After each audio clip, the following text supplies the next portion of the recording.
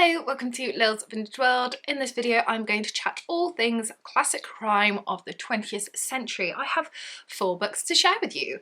Right, getting right into it, the first book that I want to talk about is this one. I'm not seeing this about everywhere, so I need to talk about it, and hopefully some of you have read it and you can chat to me about it too. This is Death Goes on Skis by Nancy Spain, and it has an introduction by Sandy Toksvig, who used to present Great British Bake Off. She also presents QI. Do love QI, and this book is a book from 1949 originally, but has just recently been republished by Virago in this beautiful edition. I think it's absolutely stunning. Now this book is about a group of people that go from the UK abroad and they go on a ski resort holiday type thing, and you've got the usual people, the people that are like, oh yeah, I'm so good at skiing, the people that like are really competitive, the people that are doing it for a bit of fun, and the people that just kind of don't participate but just watch other people do it, and of course the people that give it a go and fall over. I am in the latter group. Give it a go, fall over, probably hurt myself. I've never been skiing, that is why. And then throughout this we meet a whole bunch of people, these different type of skiers. We have governesses, we have some sisters, we have husbands and wives, all these different people at the resorts, and then murders start to happen. Dun dun dun. This book is probably the weirdest classic crime book that I have ever read. This is my first Nancy Spain, and I didn't know what to expect going in. I definitely didn't expect what I got. It is so weird. It's it's just strange. It's not really about the police, it's not really about the detectives, it's not really about necessarily solving the crime, but it's about these people and how these people interact with each other. And actually the people that are solving the crime, not necessarily like, they're not like a Poirot or Marple where they're really taking the lead, they're just kind of within other people. And actually, although it sounds quite strange, it was actually brilliant. I really, really enjoyed it. It was quite funny at times and shocking at others, and I couldn't quite get over what I was reading. I felt very lost at times that I was reading a murder mystery, but of course it is a murder mystery. And I never read anything like it, but really enjoyed it. On my little notes that I write when I do these book reviews, I have written down that it's a combination of the humour and wit of Barbara Pym, the writing style of Agatha Christie, with the murder, shock and suspense of R.D. Wingfield, who wrote the Frost books. And yeah, I completely agree with that. Well, of course I did, I wrote it. But yeah, there's times, the ending, oh my word, the ending, I did see it coming, but I was in complete shock and suspense, and I was like, oh, and it was really gripping. But then there's times where it's funny, it's witty, it's charming, it's very atmospheric. I would say that this is a Marmite book. You're either going to really, really enjoy it like I did, or you're going to be like, oh no, that is not for me. It's a book that very much takes it out of its genre and doesn't necessarily feel like a classic crime book, it just feels like a fiction book. But then obviously murders are taking place as well.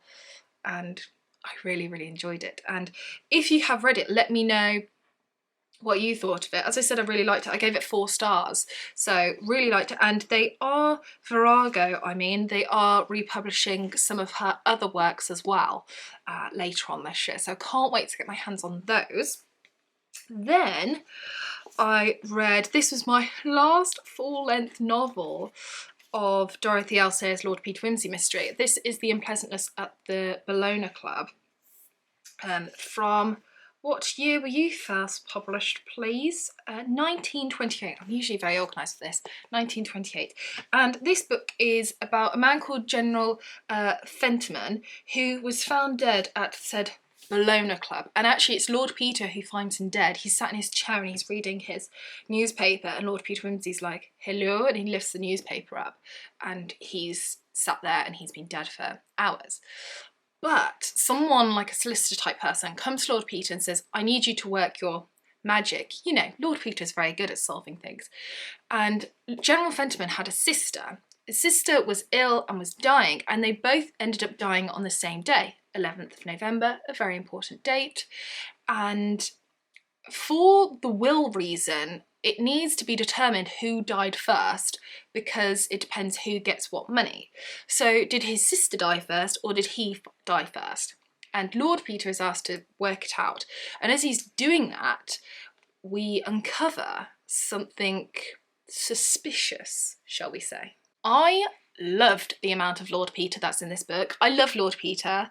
He's kind of one of those characters that I think gets on your nerves until you really get him, and then you're like, oh my gosh, he is brilliant, and he's in it all the way through. Of course he is, because he uncovers the body and then he's doing the mystery solving of the case, and I loved it. And I love the way he works, I love the way he thinks, I love the way that he's shy yet very effervescent at the same time, and I just love his character, and he was so prominent in this. The ending was so, oh wow, I couldn't quite get over it, and I loved that, and it had that huge wow factor.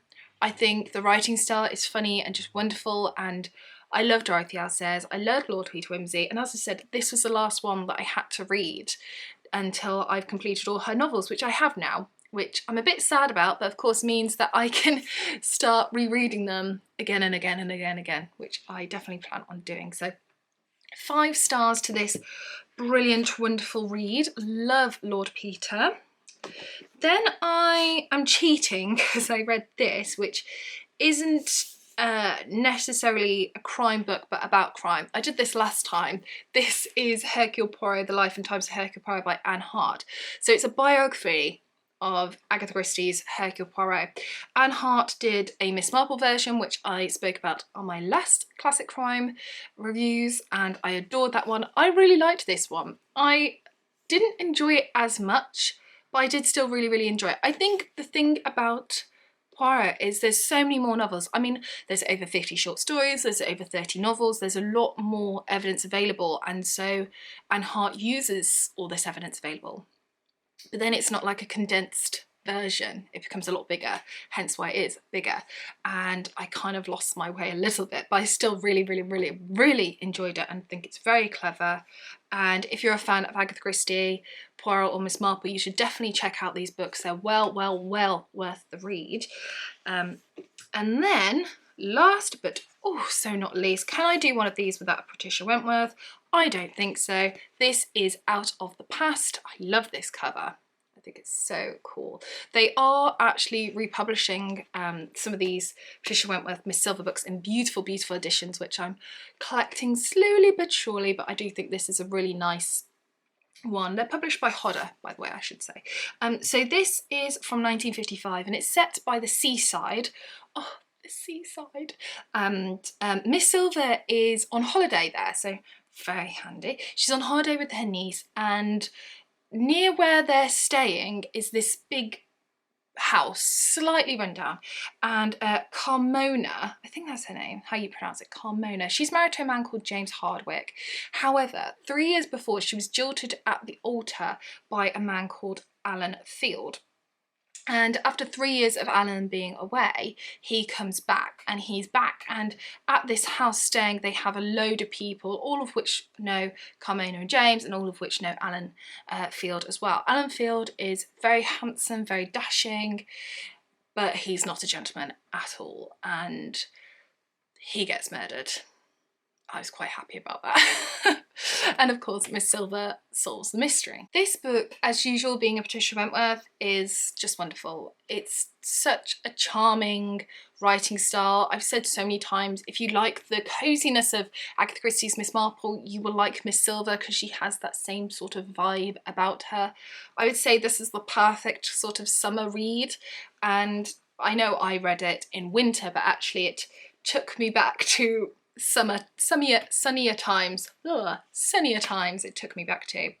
I really struggled to put this down. I thought it was an absolute page turner, and I just love how Patricia Wentworth writes her characters. Like, I love how she wrote Alan as such like this dastardly man, but how she writes Miss Silver. I adore Miss Silver. There's so much Miss Silver in this book, and I love the way Miss Silver works because she's not like Poirot. She's not out there to like feed her ego. She just wants to get to the truth, and I love that. 5 stars all round for this one. Brilliant. So there we have my classic crime book reviews. As for ratings, these two were 5-star and these two were 4-star. So some really, really good, strong books. Recommend all of them to you, and chat to me in the comments if you're going to pick any of these up.